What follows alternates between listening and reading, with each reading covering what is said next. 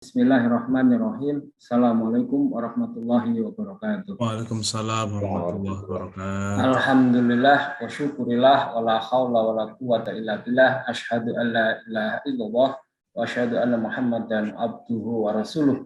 Allahumma sholli ala sayyidina Muhammad wa ala ali sayyidina Muhammad amma ba'du. Alhamdulillah, terima kasih Pak Mangesti.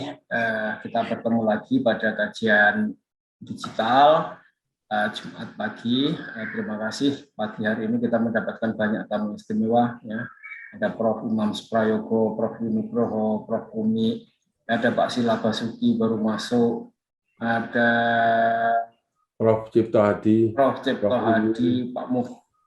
Pak Muhsin, ya, Muhsin Abbas, Kediri dan lain-lain, Padang, Pak Mukhlisin, alhamdulillah. Nah, kita bahas tentang permintaan banyak pihak ini tentang pemilu digital, dan kita sudah episode yang ke-7, ya, sebagai selingan terhadap kajian ekonomi digital. Nah, ekonomi digitalnya nanti kita habis lebaran kita mulai lagi, tapi ini penting sekali, banyak permintaan untuk membahas tentang ini. Dan saya kira dari kajian sampai seri ke-7 itu kita sudah berkesimpulan bahwa untuk pemilu digital secara total itu tidak memungkinkan karena keterbatasan cover area internet.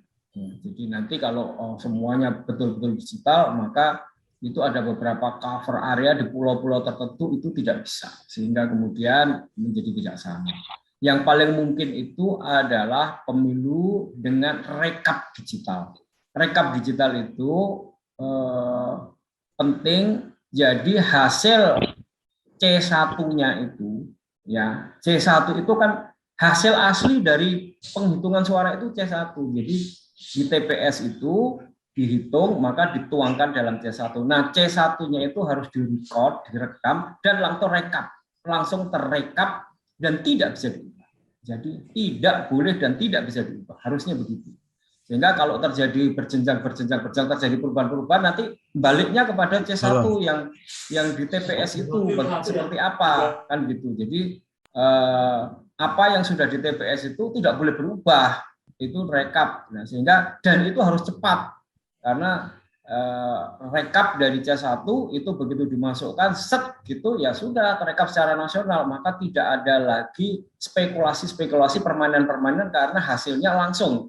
Nah, teknologi digital untuk itu sangat memungkinkan, sehingga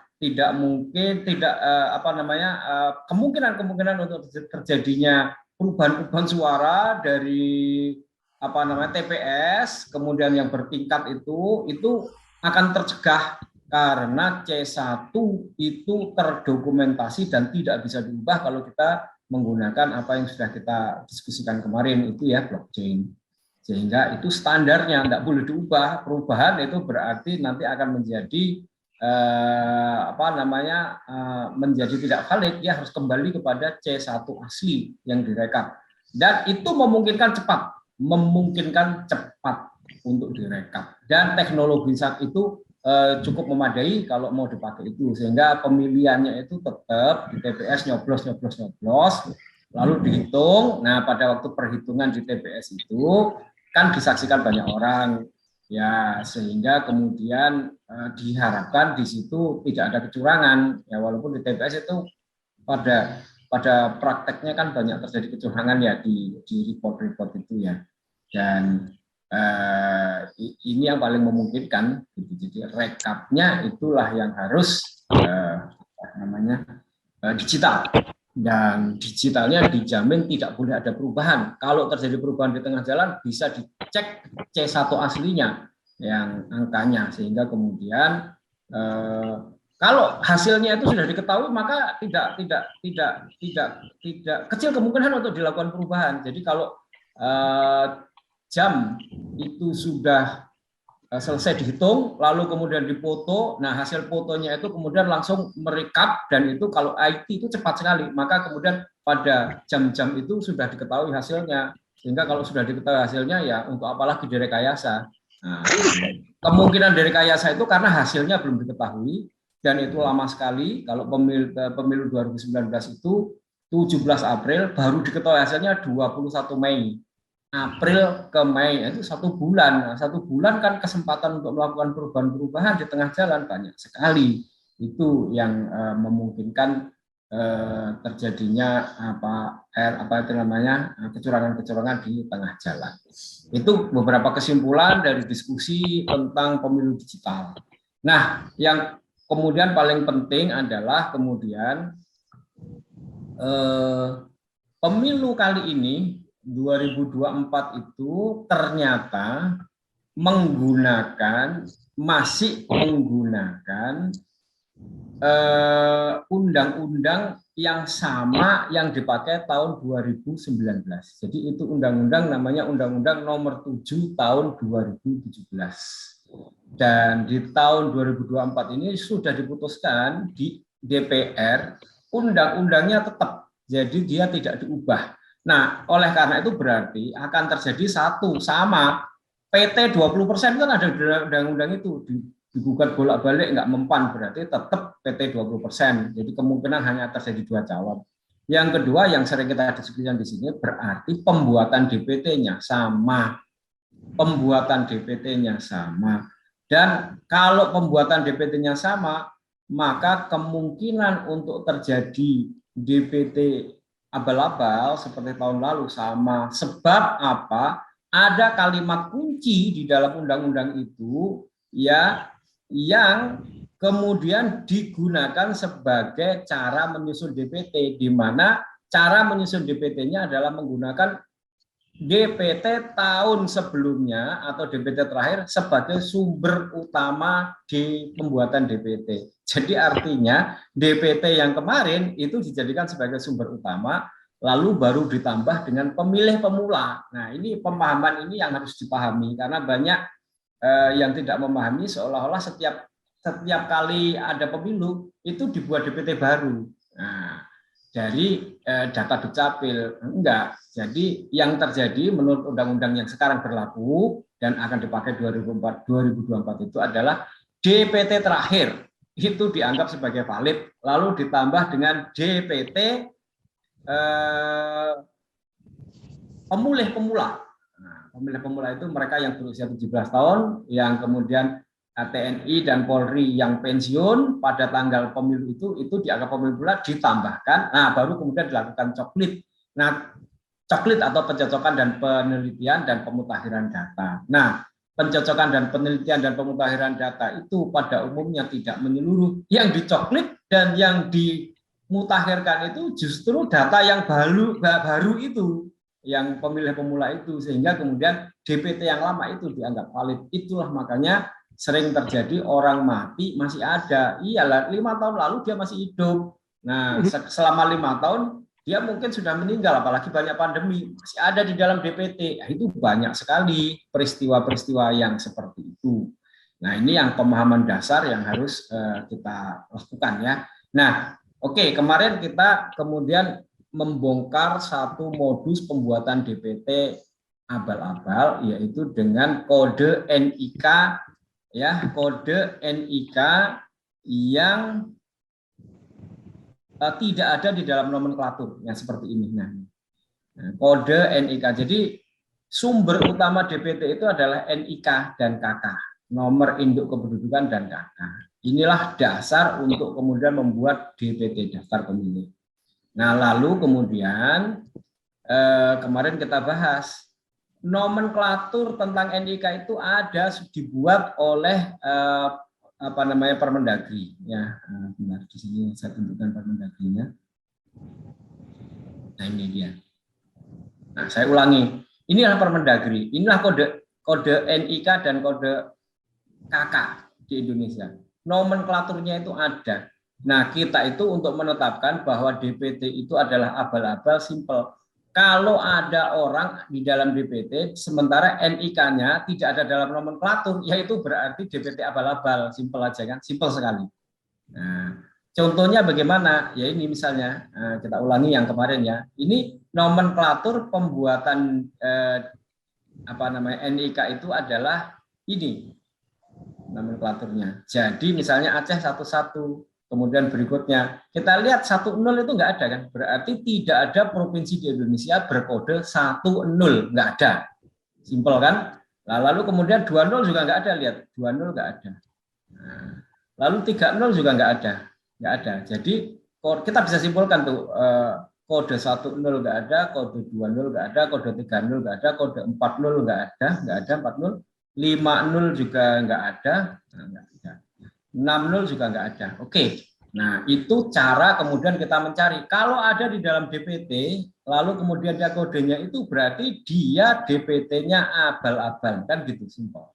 Nah, ini contohnya adalah ini. Nah, ini bisa dilihat ya, muncul ya? Muncul.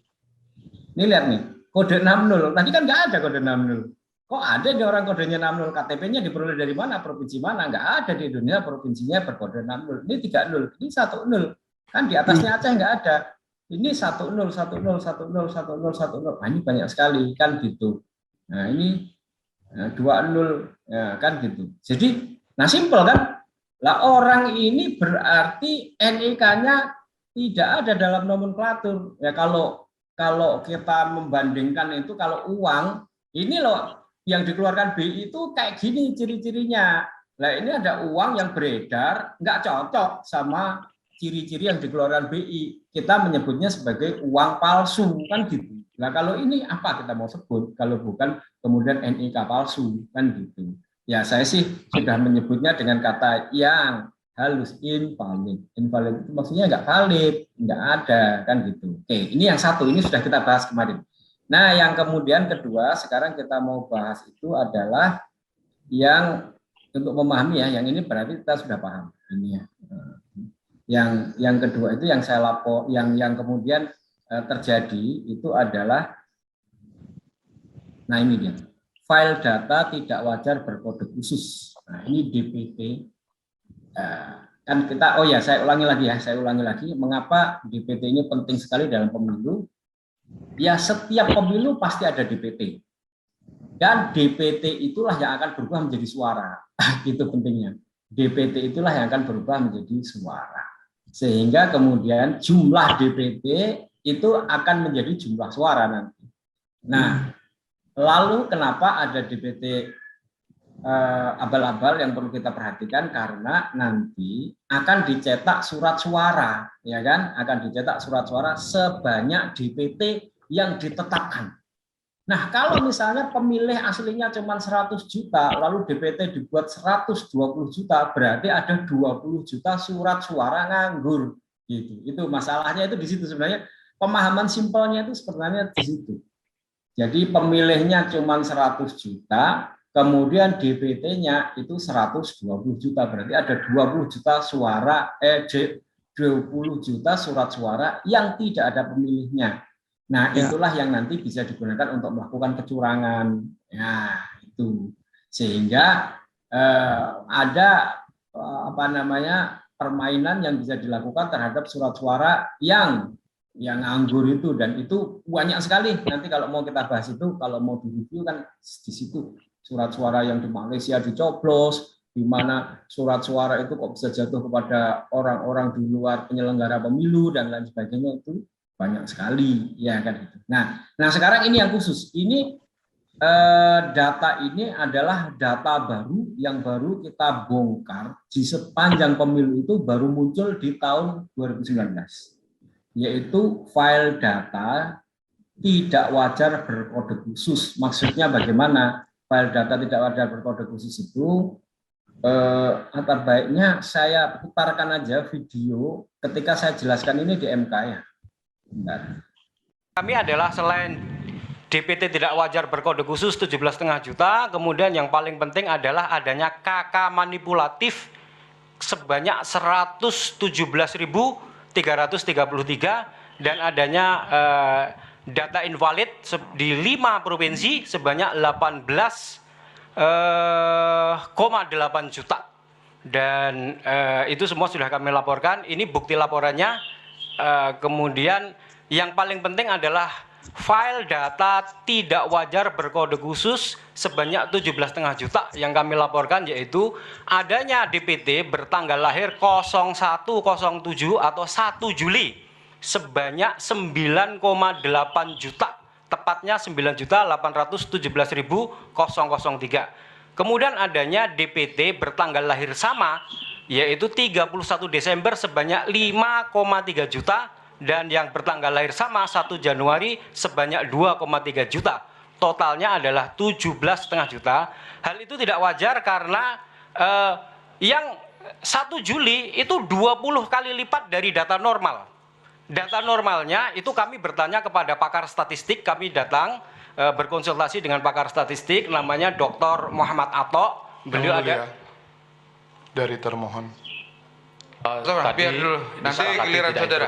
Tadi tidak ada interupsi. Terima kasih. Silakan. Tidak ada interupsi. Silakan saudara saksi diteruskan. Ya baik, kami bertanya kepada pakar statistik mengenai data tersebut. Jadi seluruh data yang kami sebut sebagai DPT HP2 yang kami terima dari KPU 15 Desember itu, yang ditetapkan pada tanggal 15 Desember itu kami baca dan kami tampilkan dalam sebuah grafik histogram, dan kemudian kami bertanya kepada pakar statistik Dr. Muhammad Ato. Beliau adalah kepala lab jurusan statistik aktuaria ITS. Untuk kami bertanya bagaimana membaca data ini wajar atau tidak. Beliau memberikan jawaban kepada kami, untuk membaca data itu jumlah data seluruhnya, yaitu 190 juta itu Anda bagi dengan 365 hari, maka itu adalah rata-rata data wajarnya. Nah, apabila 190 juta itu dibagi 365 hari, maka data yang wajar yang lahir pada tanggal 1 Januari, 2 Januari, 3 Januari sampai 31 Desember itu adalah 520.000 saja. Lalu kemudian kenapa muncul ada data 1 Juli itu jumlahnya 9,8 juta, 20 kali lipat. Kemudian yang 31 Desember 5,3 juta, 10 kali lipat. Kemudian yang 1 Januari itu ada 2,3 juta, 2,5 juta, itu artinya 5 kali lipat. Dan itulah kemudian kami sebut ini tidak wajar, dan kami menyebutnya dalam ilmu data science itu disebut sebagai data yang disebut sebagai intentional extreme outlier. Jangan pendapat. Bukan, ini saya bertanya kepada pakar itu tadi. Ya, Anda kaitkan dengan ilmu itu artinya pendapat. Fakta saja. Ya baik, itu penjelasan tidak wajarnya. Penjelasan tidak wajarnya adalah itu. Jadi baik, lanjutnya adalah data itu seharusnya diperbaiki. Kalau tidak diperbaiki maka akan menjadikan data itu rusak. Nah, itu sepengetahuan kami. Sehingga kemudian kami datang kepada KPU, menyampaikan kepada KPU, Pak Firzan yang biasa sering kami bertemu adalah kami mengatakan, Pak, data ini itu tidak wajar, jumlahnya tidak wajar, dan ini bisa merusak data yang sebenarnya. Kenapa bisa merusak? Ya karena kalau ada data yang 20 kali lipat, itu kemudian keseluruhan data menjadi rusak, tidak terpakai. Contohnya adalah ini yang kami contohkan. Misalnya ada berapa rata-rata umur anak kelas 6 SD, misalnya data itu menunjukkan umur 11, umur 12, umur 11, umur 10, lalu tiba-tiba ada 20 kali lipatnya, 220 umurnya, dan kemudian 11. Nah kalau itu di rata-rata, maka data statistik itu menunjukkan kesimpulannya, rata-rata umur anak kelas 6 SD adalah 45 tahun. Nah, menjadi rusak datanya. Nah, apabila data itu betul, maka contohnya seperti ini. Ya. Supaya tidak lebih jauh, ini pendapat agar diluruskan kembali bahwa beliau saksi posisi. Keberatan, tidak boleh interupsi tadi. Kita kasih kesempatan dulu. Ya, silakan. baik. Jadi kalau Dan normal, diingatkan tolong jangan berpendapat ya. iya, tidak berpendapat. Ini memang sudah saya sampaikan sejak awal. Di awal-awal di dalam sekian banyak itu sudah saya sampaikan bahwa apa itu namanya, sepengetahuan kami itulah yang saya sampaikan, makanya data itu perlu diperbaiki. Kenapa? Karena kalau data itu rusak maka tidak bisa dipakai. Kesimpulannya anak umur kelas 6 SD 45 tahun kalau data itu dikutip di suatu tempat lain. Itu bukan lagi lingkupnya saksi itu, Pak. Itu lingkupnya ahli itu. Mohon maaf Majelis Hakim, yang disampaikan oleh saksi ini dia nanti saja, bukan sedang berpendapat, tapi dia menerangkan bahwa inilah yang dijelaskan kepada termohon waktu pertemuan. Pak Nasrullah, Ya, Pak. nanti ada gilirannya, ya. Jangan interupsi dulu. Nggak boleh. Baik. Saya lanjutkan, sehingga kalau data itu menjadi seperti itu, nah, oke, baik, kami langsung saja. waktu itu setelah kemudian kami sampaikan, sebenarnya kita sudah berdiskusi, setelah resmi disampaikan, pada umumnya waktu itu dikatakan sebagai hoax. Dan kemudian sampai sekarang pun saya masih menyimpan data di KPU, itu data 17,5 juta itu sebagai hoax pemilu, masih ada. Nah, atau secara resmi beliau menyampaikan data itu bukan data invalid. Nah, saya kira ada banyak dimuat, itu saya kutip Pak Firyan menyampaikan bahwa 17,5 juta data yang berkode khusus terdiri dari tingkatan lahir itu adalah data yang valid menurut KPU. Ini ada saya kutip dari media, beliau mengatakan begitu, dikonfirmasi oleh Dirjen Dukcapil juga menyatakan begitu, bahwa itu adalah data tanggal-tanggal di mana penduduk yang terdaftar itu tidak tahu tanggal lahirnya. Maka kemudian mereka diberi tanggal 1 Juli atau tanggal 31 Desember, yang 1 Januari tidak ada dasarnya. Itu kami terima. Dan itu betul, kami sudah mengkonfirmasi, datang kepada Pak Dirjen Dukcapil dan juga datang kepada para pakar statistik, termasuk juga orang yang melakukan sensus kependudukan. Jadi alasan itu kami terima. Yang menjadi tidak betul adalah menurut kami adalah jumlahnya yang banyak, yaitu 9,8 juta. Karena kami bertanya kepada pakar statistik dan itu semua tadi itu, jumlah yang wajar adalah yaitu mereka yang lahirnya tahun 60, tahun 50, tahun 40 itu tidak tahu tanggal lahirnya, dan itu berarti hanya 2 kali lipatnya saja dari normal. Kalau normalnya 520 ya berarti sekitar 1.040. Lalu 9 jutanya dari mana? Nah, itu yang kemudian kami beri atensi khusus, karena kemudian Pak KPU kami menanyakannya dan mendapatkan jawaban data itu sudah ada dalam DPT sejak tahun 2014. Bahkan beliau menyampaikan di tahun 2014 data itu bukan 17,5 juta, 20 juta katanya. Nah, oleh karena itu kami harus memberikan atensi khusus. Dan oleh karena itu kemudian KPU sebelumnya sudah melakukan, kemudian terjadi kesepakatan dengan kami untuk melakukan pengecekan di lapangan. Kami diminta untuk menentukan titiknya, KPU akan menentukan sampling, melakukan tenaga untuk melakukan sampling. Tapi tidak terjadi kesepakatan ketika kami menentukan titik, KPU tidak sepakat. Kami menentukan titik itu, kami menemukan adanya TPS-TPS yang tanggal lahirnya itu sama banyak sekali. Dalam satu TPS itu orang bertanggal lahir sama sampai 200 lebih. Ya, itu penjelasan yang hendak saya jelaskan di sini, dan itu adalah bagian ya dari data yang kita anggap masuk ke dalam DPT, dan itu sebagai bagian data DPT yang nanti bisa dipermainkan. Nah, jadi saya mesti menjelaskannya. Data itu berani saya tampilkan itu dan kita laporkan itu melalui, kita ini sudah melalui sebuah diskusi yang panjang sebelum akhirnya kemudian berani memunculkan di KPU. Di Jawa Timur itu kita diskusikan dengan beberapa pakar, profesor, termasuk juga mantan-mantan anggota KPU lama. Kemudian di Jakarta itu dengan Bu Kusnul Mariah yang kemarin sudah sempat juga menyampaikan di sini. Kemudian dengan pakar dari ITB, dari UI, dan lain sebagainya, dan valid. Oh, ini data jelas harus dipersoalkan, nah, kan gitu. Ya, sehingga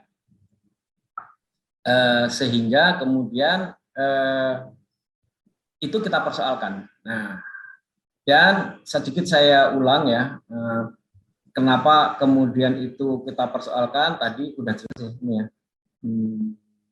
Jumlahnya yang tidak wajar ya banyak sekali, karena kalau wajar itu nah seperti ini mereka yang punya ilmu statistik pasti cukup paham bahwa jumlahnya orang yang lahir itu kalau jumlah penduduk Indonesia seluruhnya dalam hal ini 190 juta dibagi 365 hari ya rata-rata segini orang lahir itu, rata-rata ya 520 itu tadi 500. Lalu kenapa kok ada orang yang lahirnya di tanggal 1 Juli sampai 9,8 juta, 20 kali lipat, 10 kali lipat. Ini kan sangat mencurigakan, sangat tidak wajar. Dan ini ya yang menjadi kesulitan sebagai bagian dari mengklarifikasi ini itu adalah media dan juga ketidakjujuran. Sehingga kita sulit untuk menjelaskan bahwa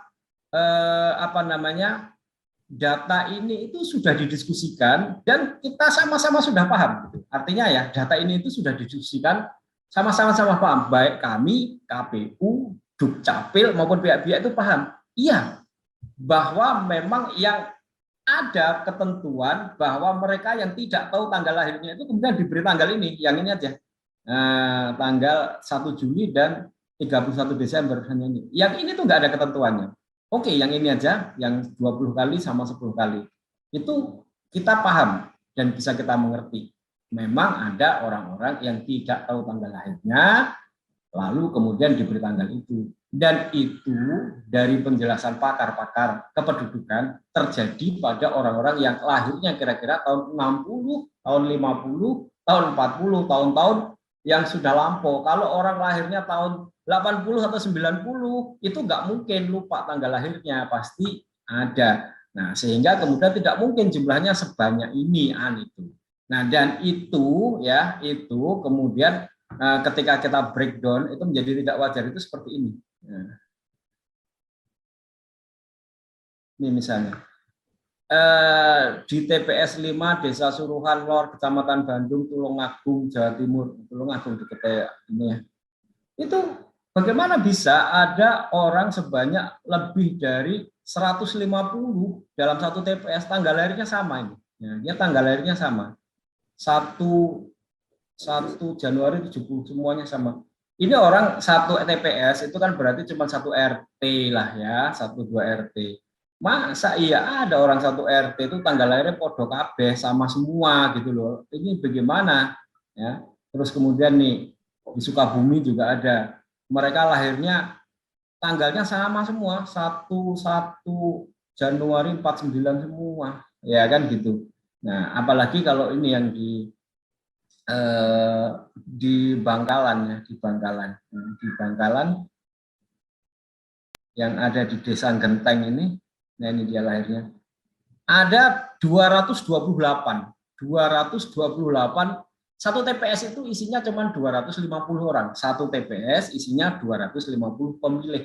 228 tanggalnya lah sama semua. Lah ini kan keanehan. Jadi ketidakwajaran itu sangat mencolok kenapa kemudian bisa terjadi satu TPS itu tanggal lahirnya sama semua. Masa iya orang satu RT itu, satu desa itu bisa kencanan berencana dan kemudian lahirnya itu sampai ratusan orang itu sama semua, kan ini nggak wajar. Nah, saya kira itu saja, kita mau buka pembahasan dan diskusi itu saja, karena ini terjadinya itu bukan hanya sekali. Setelah kita, walaupun kita bongkarnya itu di tahun 2019, tapi setelah kita telusuri dan KPU itu kemudian menunjukkan bahwa di tahun 2014 itu ada 20 juta, 22 juta dia bilang, ada datanya. Sehingga sekarang itu sudah berkurang, yaitu 17,5 juta. Loh lah, kalau begitu ya jangan dikurangi cuma segitu ya. Kalau memang sudah nggak valid ya kurangi aja semuanya kan.